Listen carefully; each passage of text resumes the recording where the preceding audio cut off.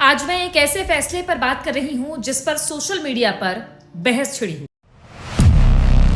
है।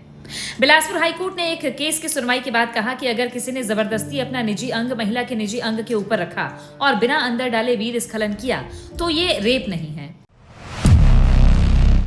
लेकिन उससे पहले जरूरी है कि हम ये समझें कि उस लड़की के साथ क्या हुआ और क्या हुआ था। मैं ये साफ कहना चाहती हूँ कि मैं इस घटना का विवरण बताने में शर्म महसूस नहीं करूंगी, क्योंकि सच बोलना शर्म की बात नहीं है। शर्म उस अपराध की है, और अगर किसी लड़की के साथ पूरा रेप ना भी हुआ हो लेकिन इस तरह की गंभीर और विभत्स कोशिश हुई हो तो उसे भी सामने आने का हौसला मिलना चाहिए।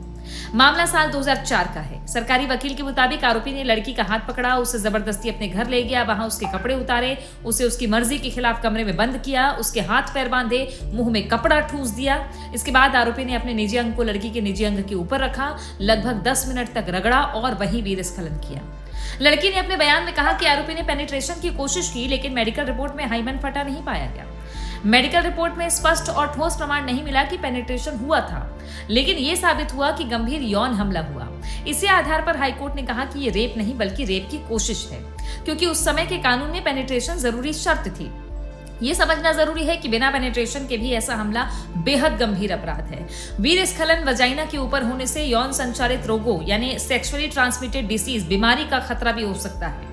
मानसिक आघात भी उतना ही गहरा हो सकता है जितना किसी भी रेप सर्वाइवर का होता है।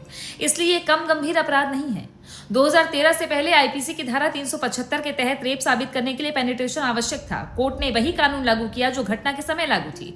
कोर्ट ने कानून से आगे जाकर नई परिभाषा नहीं बना सकता। कोर्ट कानून बदलना संसद का काम है। बड़ा सवाल यह भी है कि क्या ऐसे मामलों को भी सीधे रेप की श्रेणी में गिना जाना चाहिए?